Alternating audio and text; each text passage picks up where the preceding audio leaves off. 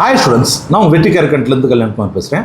DNA counselling வழியாக அண்ணா university affiliated காலேஜஸில் சேர்ந்ததுக்கப்புறம் நீங்கள் எந்த பிரான்ச்சில் சேர்ந்துருக்கீங்களோ அந்த பிரான்ச்சை மாற்ற முடியுமா மாற்ற முடியாதா அப்படின்ற மிக முக்கியமான விஷயத்தை தான் நம்ம இந்த வீடியோவில் பார்க்க போகிறோம்.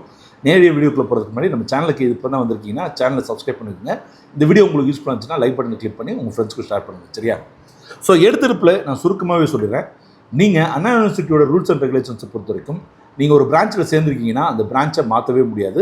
உதாரணத்துக்கு கம்ப்யூட்டர் சயின்ஸில் சேர்ந்துருக்கீங்கன்னா மெக்கானிக்கல் மாற்ற போகிறீங்கன்னா கண்டிப்பாக அப்படி மாற்ற முடியாது. ஆனால் உங்களுடைய கல்லூரியை நீங்கள் மாற்ற முடியும். அதுவும் அதே பிரான்ச்சில் தான் நீங்கள் மாற்ற முடியும். அது என்ன அப்படின்றத நம்ம பார்த்துடலாம். சரிங்களா? என்ன அப்படின்னு கேட்டிங்கன்னா, நீங்கள் இப்போ ஒரு கல்லூரியிலேருந்து இன்னொரு கல்லூரியில் நீங்கள் போய் ஜாயின் பண்ண போகிறீங்கன்னு வச்சுக்கோங்க. இப்போ உதாரணத்துக்கு ஏன்ற கல்லூரியில் படிச்சுட்டு இருக்கீங்க, பீன்ற கல்லூரியில் நீங்கள் ஜாயின் பண்ண போகிறீங்கன்னா, ஏன்ற கல்லூரியில் நீங்கள் சிஎஸ்சி எடுத்துருந்தீங்கன்னா பின்ற கல்லூரிலையும் சிஎஸ்சி தான் எடுக்க முடியும். இதை ஞாபகம் வச்சுக்கோங்க.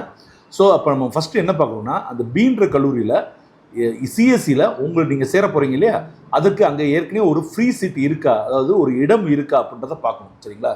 இதை வந்து நீங்கள் ஃபஸ்ட் இயர் முடிஞ்சதுக்கப்புறம் தான் பண்ண முடியும். ஸோ அந்த காலி இடங்கள் நீங்கள் செக் பண்ணிட்டீங்க அப்படின்னா ஒரு என்ஓசி வந்து நீங்கள் ஏன்ற காலேஜில், அதாவது நீங்கள் எந்த காலேஜில் படிச்சுட்டு இருக்கீங்களோ அந்த காலேஜிலேருந்து நீங்கள் ஒரு என்ஓசி வாங்கணும். என்ஓசி வாங்கினதுக்கப்புறம் DOTE, directorate of technical education, அவங்ககிட்ட அதை கொடுத்து அதே மாதிரி வந்து பார்த்தீங்கன்னா அந்த கல்லூரி அவங்க, அதாவது பீன்ற கல்லூரிக்கு டோட்டில் இருந்தே டைரக்ட் பண்ணுவாங்க. அதன் மூலமாக தான் நீங்கள் ஜாயின் பண்ண முடியும். சரிங்களா? இதுலேயும் பார்த்தீங்க அப்படின்னா நீங்கள் ஒரு அரசு கல்லூரியிலேருந்து பார்த்தீங்க அப்படின்னா ஒரு ப்ரைவேட் காலேஜுக்கு போகலாம். ஒரு ப்ரைவேட் காலேஜ்லேருந்து இன்னொரு ப்ரைவேட் காலேஜுக்கு போகலாம். ஆனால் ப்ரைவேட் காலேஜில் படிச்சுட்டு இருக்க ஸ்டூடெண்ட்ஸ் அரசாங்க கல்லூரிக்கு நீங்கள் போக முடியாது அப்படின்றதையும் தெரிஞ்சுக்கோங்க. சரிங்களா? ஸோ நான் எப்போதுமே மாணவர்களுக்கு சொல்கிறது ஒன்று தான். நீங்கள் பொதுவாகவே வந்து சாய்ஸ் ஃபில் பண்ணும்போது உங்களுக்கு எந்த காலேஜ் வேணும், அதே மாதிரி எந்த கோர்ஸ் வேணும் அப்படின்றத ரொம்ப தெளிவாக முடிவெடுங்க.